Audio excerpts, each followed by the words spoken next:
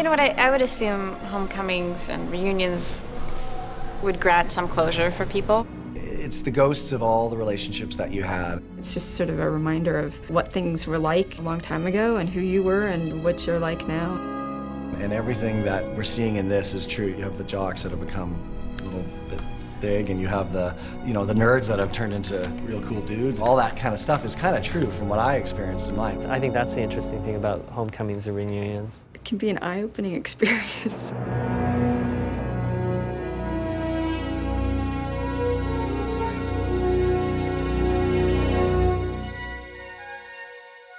I think what Smallville has always been great at from the minute Alan Miles wrote the first script was really getting into what it was like to go through the struggles of this perfect hero who lives in a very imperfect world. We started looking at it emotionally from that point of view, and also, why isn't he flying? Why isn't he getting further down the road? And usually there's like a personal hang-up, and so that's really where the idea for the show is germinating. You're dealing with not only the intricacies of growing up, but you're dealing with people finding themselves and realizing what they're made of and realizing what they do want, what they don't want, and what they can't have.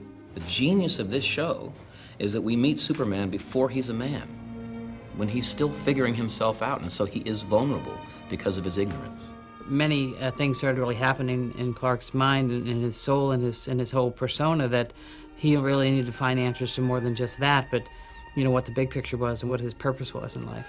Part of the 200th was a thank you to the origins of the show and also to all the fans who've stuck around for so long. Come on, did you forget? Tomorrow's our Smallville High reunion. Well, there were a lot of different factors that came into the 200th episode. Brian had been wanting to do a high school reunion since last year. We had been holding off on a homecoming episode until this season. We'd actually thought about it a couple years in a row. We thought it would be the perfect way to kind of encapsulate where we've been and then where we're going. We wanted to go back and see moments of our characters from a long time ago and see how far they've come in 200 episodes. I think it's enriching. What happens is you find out more also about yourself in that experience and who you are. It's frightening in the beginning to go back.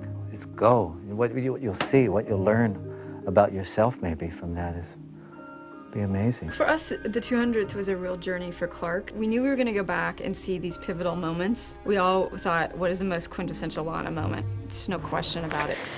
So what are you? Man or Superman? You know, what is the biggest Jonathan Lionel moment? Those are such epic moments that it's hard to, you know, match that. It doesn't have huge super saves or anything like that. It's almost like a Christmas Carol, allowing Clark to look through his life in the past and in the future and resolve some issues with relationships in the past and all that kind of stuff. It became an episode focusing on the internal Clark Kent, who he really is at his core, what's really holding him back, what's going to be pushing him forward, what is he ignoring in his life, and sort of an examination of him as a character. This guy is our little voodoo doll that we built for this episode. Was built in our construction department by our construction members. And then our paint department painted Clark. This had been cut a couple times throughout the script. It was a beginning that I think is very compelling. What happens is you're with this counselor who has a voodoo doll of Clark. And no matter how crazy they are, they always mention one person. And she takes a pin, she's gonna do a bad thing to him, and suddenly she throws papers in the air, and time freezes, and all the papers are hanging in the air, and then Brainiac arrives, and then you reveal him. Leave Clark Kent to me. They took it out, and then I said we should put it back because it was a very good opening. It was very gripping, it was original, and it was kind of different. So we put it back. I'm very happy we have it back because I think it's a terrific opening. Lois convinces Clark to go to his high school reunion, even though he has his doubts. And she also kind of calls it her high school reunion as well, and that's part of the tongue-in-cheek joke, of course, because she never really went to school there. Lois Lane, chess club. I sat through an entire game once. Whatever. I don't think anybody can be as excited as Lois Lane. Now this is the homecoming I'm talking about. When he gets there, he's flooded with memories from a flashback to Lana, to flashback to Chloe when she introduces the Wall of Weird. It's every strange, bizarre, and unexplained event that's happened in Smallville since the meteor shower. That's when it all began.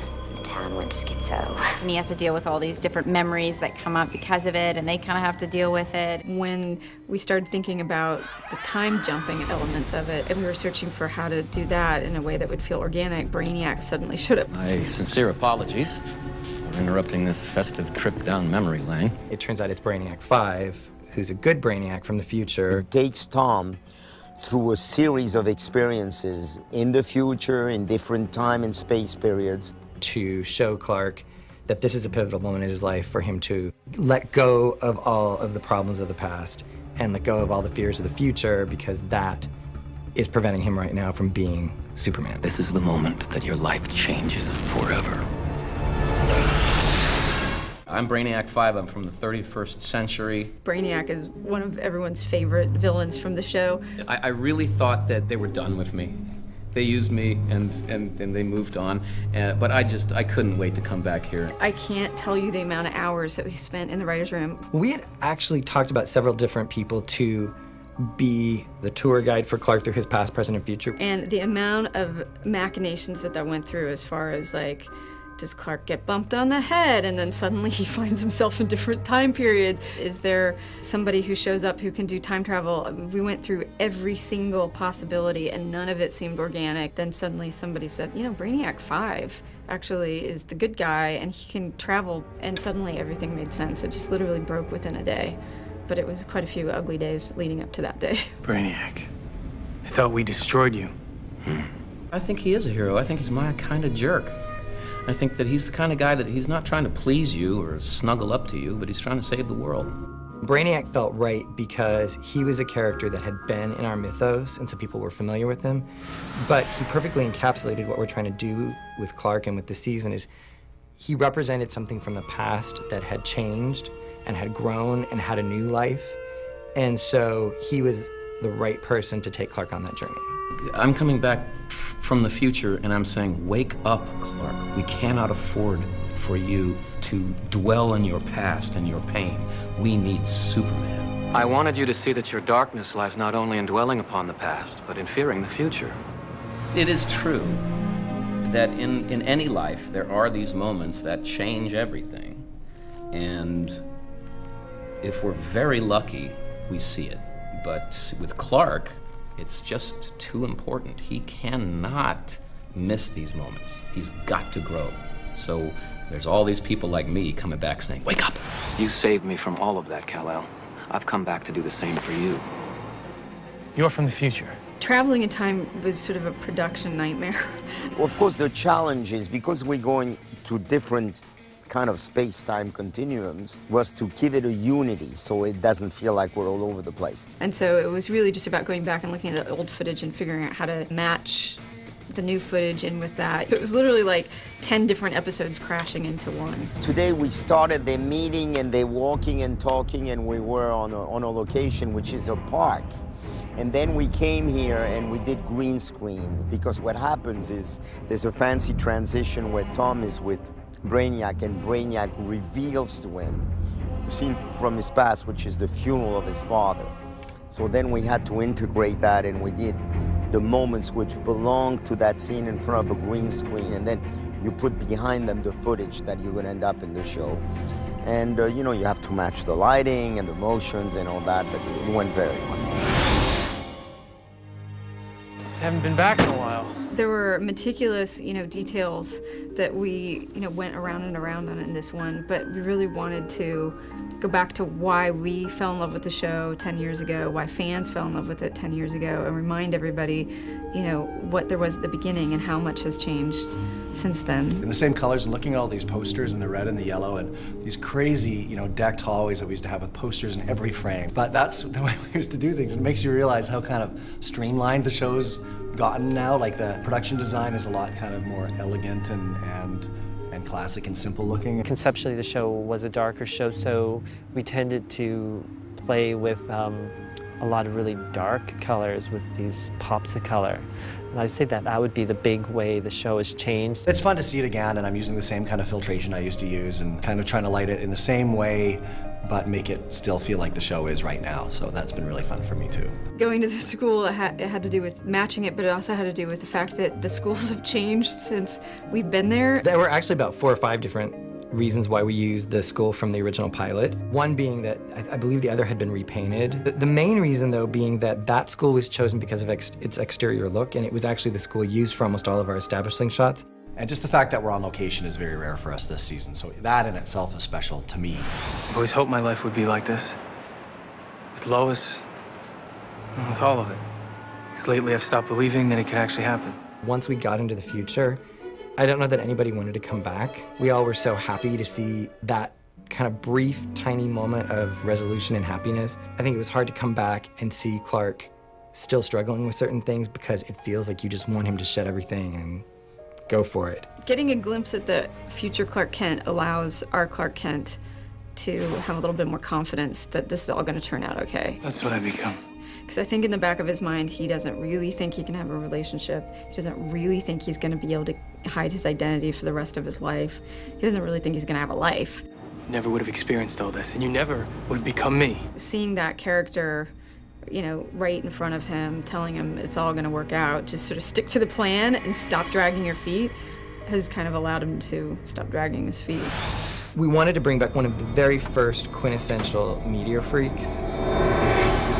Having Bug Boy come back, we call him Bug Boy, and say thank you, I think put a lot to rest for Clark, because he's put a lot of people in a lot of strange places over the years and never looked back. Just having him in felt like the most iconic of the crypto villains that we could have ever asked for. It's not really my fault, you know. Let's thank Superman for bringing the kryptonite down to, you know, Smallville. He's not bad. He's been changed for the good, and so Clark gets to see the good things that he's doing. I have a message for Clark Kent.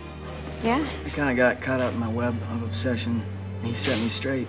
It kind of allows us to get a greater sense of Superman's empathy, even for the villains. Let him know. Tell him thank you. He was the root of a lot of people's demise, so getting a chance to hear thanks from one of those people, knowing that he changed their life, meant a lot to him. I had anticipated that maybe there would be some more, you know, trying to destroy him or whatever. That's what I thought when I first got the call, you know, but then I got the script and I was like, oh, that's really cool.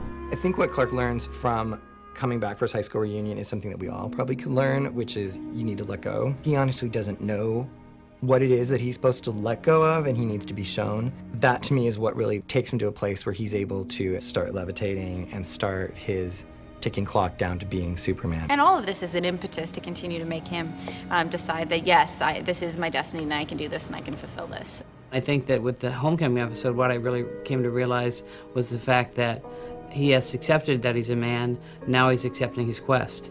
I think right in that episode, he's very relieved to see that he is Superman and that he has this great relationship with Lois, but what he comes out of that episode kind of throwing under the rug for a huge part of the season is, yeah, but I also have to be the guy in the glasses.